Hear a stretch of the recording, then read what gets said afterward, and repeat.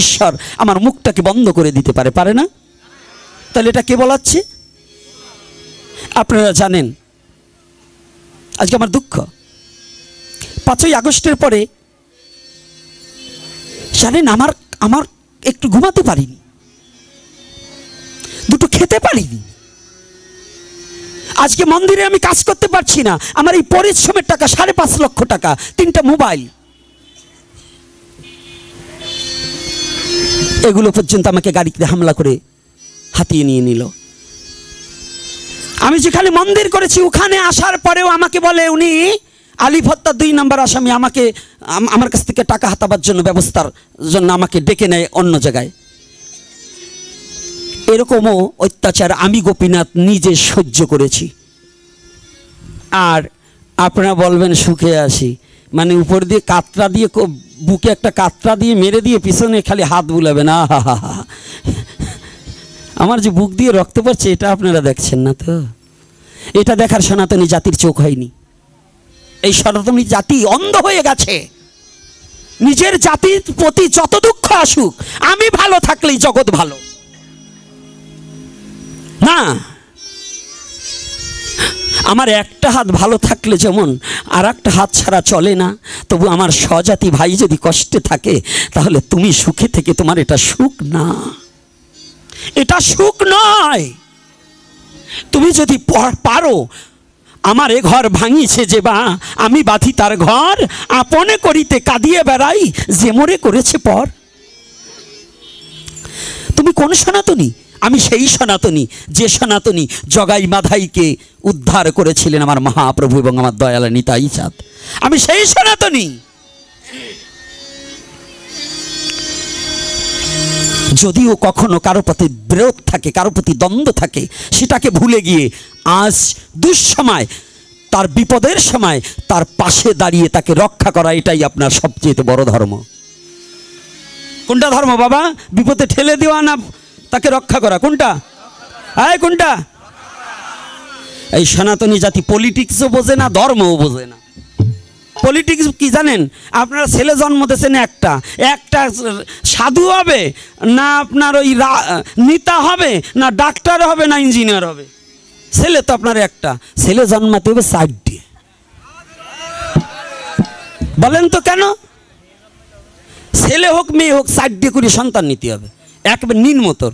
যদি 3টার, ওই আমার সুভাষ বাবা বলছে 3টার পরে যদি এই আমগ্রাম ইউনিয়নে কারো সন্তান নেওয়ার ইচ্ছা থাকে আমার সুভাষ বাবার সাথে যোগাযোগ করবেন, সিজারের টাকা আমার সুভাষ বাবা সংগঠন থেকে উঠাই দেবে।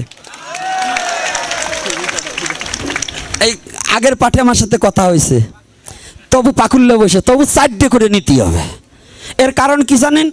একটা আওয়ামী লীগ করবে, একটা বিএনপি করবে, একটা জাতীয় পার্টি করবে, একটা জামাতি করবে, একটা হেফাজত করবে, 5টা 6টা সল মাইয়ে নেব, যে দল আসবে সেইটাই আমার সুবিধা। পলিটিক্স তো বোঝেন না, এই জন্যই মার খাইতে হয়। যেটা আসবে সেইটাই আমি আসি, কারণ 5টা জন্মাইছি, 5 দলের যেটা আসবে দল সেইটাই আমার। কি আরে সবাইরই তো বলছি, খালি তোমারে বলছি নি, তোমার আরো 2টি বাকি আছে। হ্যাঁ, কেবল 3টে, আরো 2টে নিতে হবে, ছাড়বো না নে। তোমরা মেশিন, জমি চাষ করার মেশিন তোমরা, নাঙ্গল তোমরা। মহাপ্রভু অশেষ করুণায় দেশে একটা বাচ্চা নিয়ে সনাতন ধর্মে বলছে অপারেশনের রুগী নাকি ভোগ লাগাতে পারবে না অপারেশন করলে। কোন অপারেশন করলে? এই বোধগম্যই তো জাতির হয়নি। সেই অপারেশন রোগের দায়ে যদি অ্যাপেন্ডিসাইড হয়েছে, জরায়ু নারীতে টিউমার হয়েছে, কিংবা ফুসফুসিতে কিছু হয়েছে, এই অপারেশনে কোনো দোষ নেই। দোষ হচ্ছে যদি বাচ্চা নেওয়া বন্ধ করার জন্য কোনো নারী পুরুষ অপারেশন করে, তার দ্বারা মহাপ্রভুর সেবা হবে না, তার দ্বারা মহাপ্রভুর সেবা হবে না। ওইটা খণ্ডদেহ। আর ব্যাধিগ্রস্ত হয়ে অপারেশন, এটা খণ্ডদেহ নয়, এটা মহাপ্রভুর ইচ্ছায় বেদিটাকে তিনি দিয়েছেন, তিনি আবার ডাক্তার দ্বারা নির্মূল করার জন্য তাকে শাস্তি ভোগ করতে হয়েছে, এটা কোনো অপরাধ নয়। কিন্তু যদি সন্তান নিবারণের জন্য, সন্তানকে বন্ধ করার জন্য কোনো নারী যদি এই পদ্ধতি, কোনো পুরুষ যদি এই পদ্ধতি গ্রহণ করে, তাহার চেয়ে মহাপাপী আর জগতে হয় না। আর কিছু বললাম না, এখন বুঝে দেখেন। আর কিছু বলবো? মায়েরা কষ্ট পাইছেন নাকি মা? ও মা, কষ্ট পান নাই তো? তাহলে যাদের 2টো বাচ্চা আছে আবার দয়া করে 2-1টা নিয়েন। আর যদি কেউ লেখাপড়া করাতে অসমর্থ হন, দয়া করে এই হতভাগার একটু খবর দেবেন, সন্তানটা মন্দিরে দিয়ে দিবেন। যদি মহাপ্রভু ওর ভাগ্যে থাকেও একদিন মানুষ হতে পারবে। আমার জীবনটা বলিদান করে দিয়েছি এর উপরেই। আমার কথা আজকে বলবো না, যদি অন্য কোনো দিন দেখা হয় আবার আমার কথা একটু বলবো যে কেন এত যন্ত্রণা আমার ভিতরে কেন এত আগুন, এটা পরে বলবো, আজকে আর বলবো না। তবে আমার কথাটা একটু জানতে হবে, আজকে মহাপ্রভু কি করেছেন, কেমন কথাটা একটু ভালো করে জানতে হবে।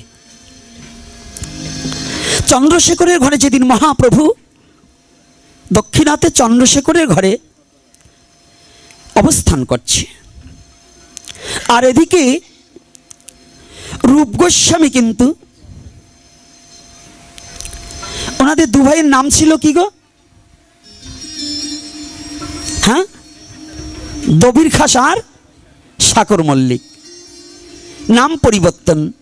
তৎকালীন সময় হোসেন শাহের আমলের দুজন, নাকি হোসেন শাহের আমলে না কি বাবারা, সাধু বাবারা কি বলেন? আমি এবার ভুলে গেলে আপনারা একটু বলবেন। তাহলে হোসেন শাহের আমলে কিন্তু তারা প্রধান দুজন কর্মচারী ছিল, রাজমন্ত্রী ছিল। কে কে? দবির খাস ও সাকর মল্লিক। পরবর্তীতে গুরু প্রদত্ত নাম হন রূপ এবং সনাতন।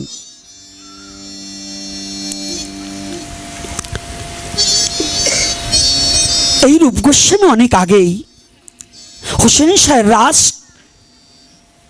কর্মটাকে পরিত্যাগ করে মহাপ্রভুর নির্দেশ নিয়ে বৃন্দাবনে চলে গেলেন। সাধু বাবারা একটু ভালো করে শুনবেন, বিশেষ করে এই কথাটা আমাদের প্রত্যেকটা সাধুর শোনার দরকার আছে। গায়স্থ ভক্ত তো শুনবেই, তারা তো পিপাসিত। আমরা অনেক সাধু মনে করি আমি তো সাধু হয়েই গেছি, আমার আর কিছুর প্রয়োজন নেই। অনেক সাধুর আছে ভাগবতে যায় না, মানে উনি ভেগ নিয়েছে তো উনি একেবারে বড়, নিজেই ভগবান সেজে গেছে। ভেগে বৈরাগ্য নহে, বিনয় উপদেশে সাধন সিদ্ধি হয় গুরু কৃপা লেশে।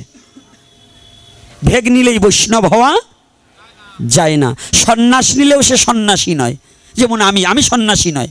দেখেন না, সন্ন্যাসীরা থাকে চুপ শান্ত, তাদের ক্রোধ থাকে না। আমার ক্রোধ আছে, এজন্য আমি সন্ন্যাসী হতে পারিনি। তবে আপনাদের চরণে একটু স্থান দিবেন। আমাকে যদি মহাপ্রভু নরকেও রাখে তাতেও আমার সুখ হবে, যদি আমার এই দেহটা এবং আমার প্রাণটা যেন আমার জাতির জন্য উৎসর্গ করে দিয়ে যেতে পারি, তাতে আমি নরকে গিয়েও সুখ পাবো, এতে আমার কোনো দুঃখ নেই।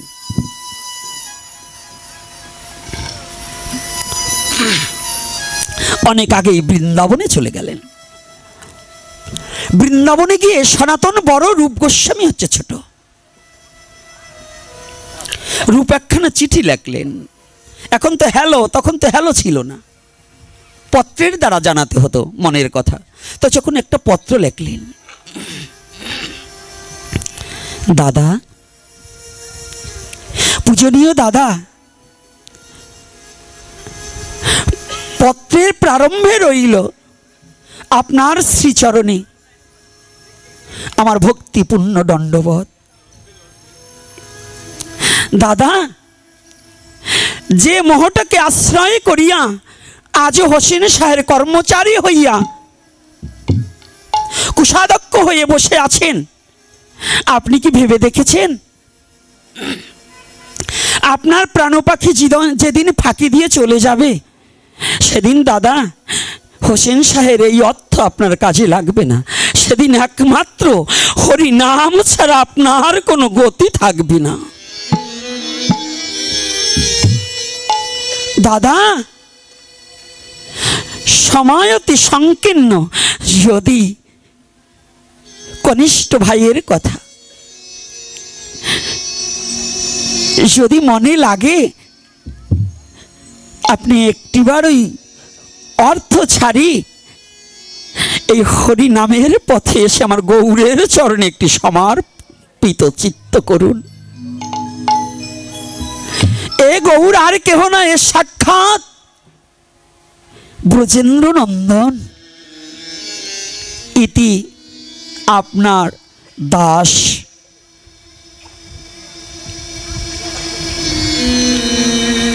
পত্রখানা অনেক দিন পরে সরাসরি গিয়ে পৌঁছিয়েছে সনাতনের হাতে। তখন তিনি সনাতন নয়, তখন সাকর মল্লিক।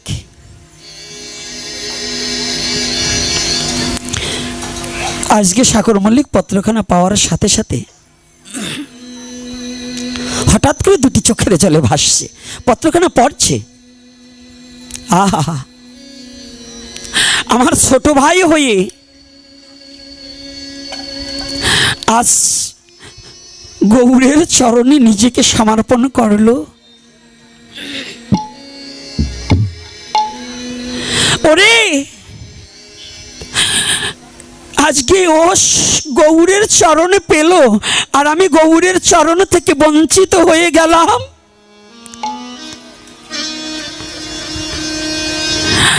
আমি কি কোনোদিন আর গৌরের চরণে পাবো না?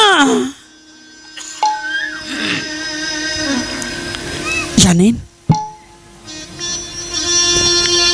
ও মা, ও বাবা, ভগবানের ভজনের কোনো মন্ত্রতন্ত্র, বেদ মন্ত্র, কোনো ভাগবত মন্ত্র, সংহিতার মন্ত্র, এগুলো দিয়ে কখনো ভগবানকে ভালোবাসা যায় না।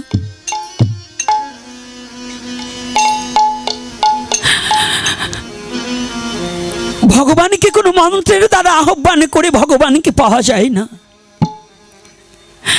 ভগবানকে যদি পেতে হয়, যদি কোনো জীব ভগবানকে পেতে চায়, একমাত্র ভগবানের নামে আকুলতা বেকুলতা ছাড়া ভগবানকে কোনোদিন পাওয়া যায় না।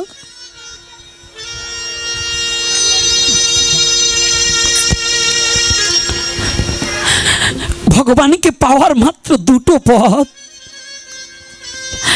সেটা হচ্ছে আকুলতা আর বেকুলতা। মনের সরলতা হয়ে আকুলতা বেকুলতার মধ্য দিয়ে যদি কেউ ভগবানকে ডাকতে পারে রে, ভগবান আর কোনোদিন থাকতে পারি না।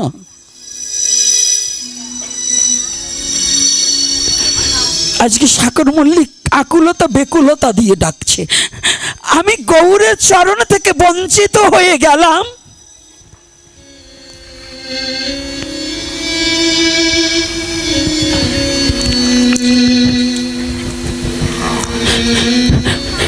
যে রাজ কর্মচারী ধুলায় ধূসারিত হয়ে গেছে, ধুলার মধ্যে ঘোরাঘুরি যাচ্ছে, আমাকে চরণ ছাড়া করো না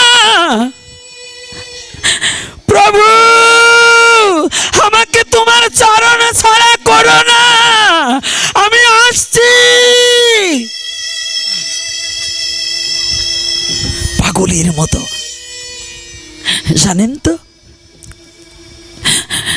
যারা গৌর প্রেমে, যারা জীবনের তরে একবার ভগবানকে ভালোবাসতে পেরেছে,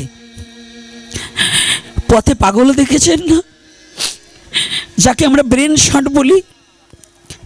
এ বিশ্ব জগতে একবার গৌরকে যদি কেউ ভালোবাসতে পারে, যদি একবার জীবনের তরে কোনো জীব আমার গৌর হরিকে ভালোবাসতে পারে, তার নামটা যদি শুদ্ধ চিত্তে বদনে লইতে পারে, তার আর ঘরে থাকতে পারবে না।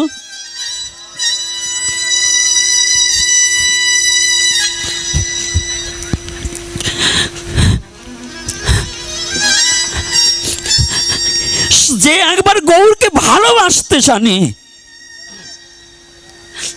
আমার গৌরকে যে একবার চিরজন্মের মতো ভালোবেসেছে, ওই চরণের দাস হওয়ার মতো মনপ্রাণ যার তৈরি হয়েছে,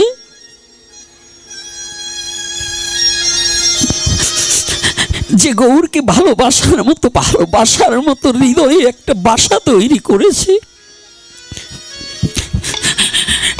একবার হৃদয়ে দুয়ার খুলে দিয়ে হ্যাঁ গৌরাঙ্গ বলে যেজন একবার ডাকতে পারেনি,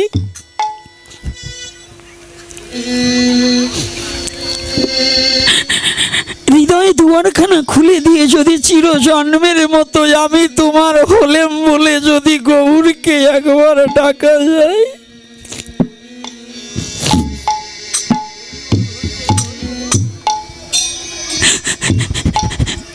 গৌর আমি তোমার হলে বলে আমি তোমার হলাম, তোমার হলে বলে গৌর হে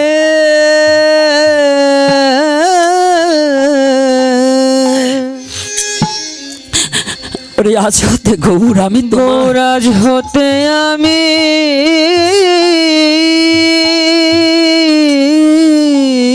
গৌর হরি তোমার হলাম বলে ওরে আমি তোমার দেখা হরি বল ওরে পাইবা না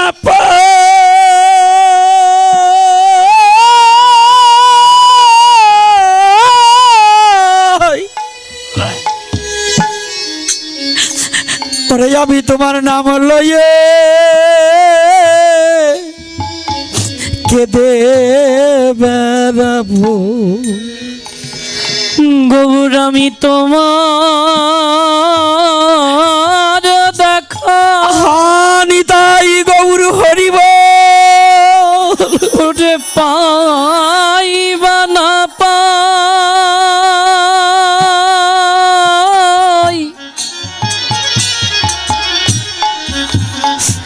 আমি তোমার নাম লইয়ে কেঁদে বেড়াবো, আমি কেঁদে বেড়াবো, আমি কেঁদে বেড়াবো গৌর আমি তোমার দেখা গৌর হরি আমি পাইবা না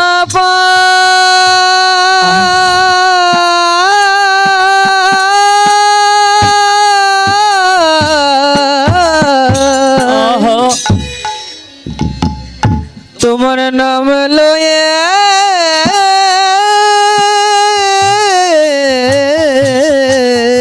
আমি কেঁদে বেড়াবো, আমি কেঁদে বেড়াবো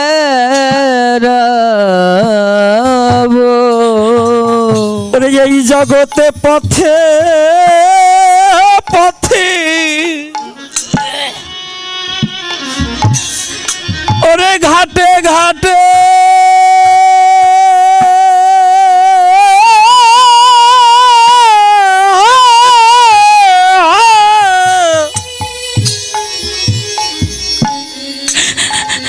আমি তোমার নাম লইয়ে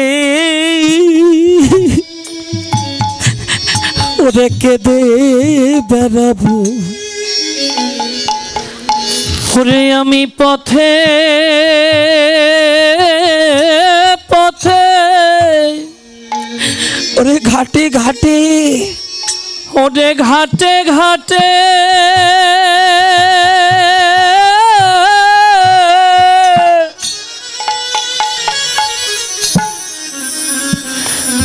গৌর তোমার নাম লইয়ে আমি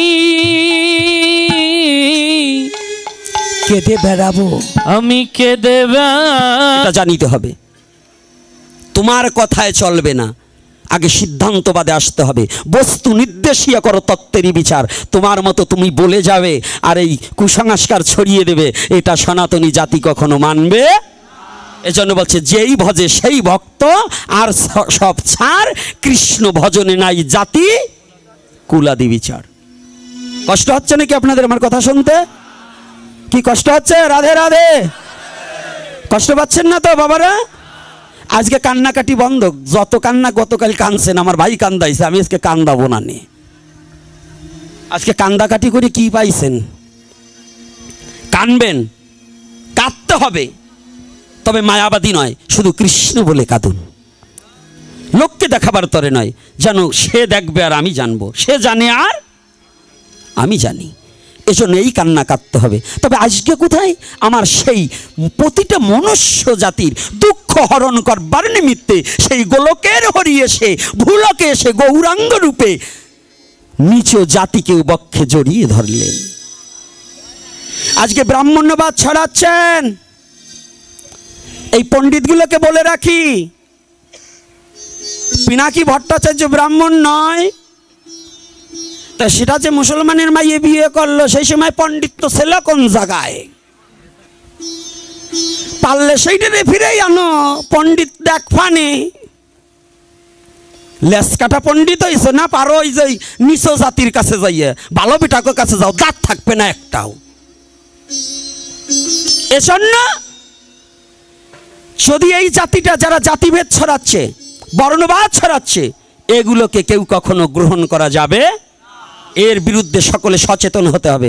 যেখানে যে অবস্থায় পাবে একে আগে হটাও। এই বর্ণবাদকে কি করতে হবে? হটাতে হবে। সনাতন ধর্মে কোনো বর্ণবাদ নেই, পূর্বেও ছিল না, এখনো ছিল না। যদি থাকতো, মহাপ্রভু চার বর্ণের জন্য 4 জন সৃষ্টি করত। 4 জনের একই পিতা যদি মনু হয়ে থাকে, তাহলে বর্ণবাদ আগেও ছিল না, এখনো থাকবে না। থাকবে? আপনারা যারা শিক্ষিত ভদ্রলোক আছেন, আমাদের আদি পিতাকে, ব্রাহ্মণের কে, ক্ষত্রিয়র কে, বৈশ্যর কে, শূদ্রের কে? তাহলে যদি মনু হয়, আমার সনাতন ধর্ম মোতাবেক যদি আদি পিতা মনু হয়, তাহলে আমরা সবাই যদি মনুর সন্তান হয়ে থাকি, তাহলে তুমি 52 আর আমি বুঝি শূদ্র হব না? হ্যাঁ, কায়দাটা কি? উনি আমার মাথায় পা থুয়ে উনি কলা খাবে, ওইরকম কলা খাবার অন্তত সবাই দেবে না। কলা খেতে হলে একটু হিসাব করো। উপনয়ন সমস্ত জাতির আছে, দশবিধ সংস্কার শুধু ব্রাহ্মণের নাকি? ওটারও যেভাবে জন্ম হয়েছে, আমারও সেইভাবে জন্ম হয়েছে, শুধু তার জন্য সংস্কার হবে, আমার সংস্কার নেই। এগুলো গল্প এবং মিথ্যা এবং মানুষ ঠকানুকল, এগুলো থেকে বেরিয়ে আসতে হবে। এগুলো হচ্ছে জোচ্চরের দল। এই জোচ্চরগুলো থেকে বেরিয়ে এসে সঠিক সনাতনকে বুকে ধরে হিংসা ভুলে সবাই একাকার হয়ে ঈশ্বরের ভজন করতে হবে।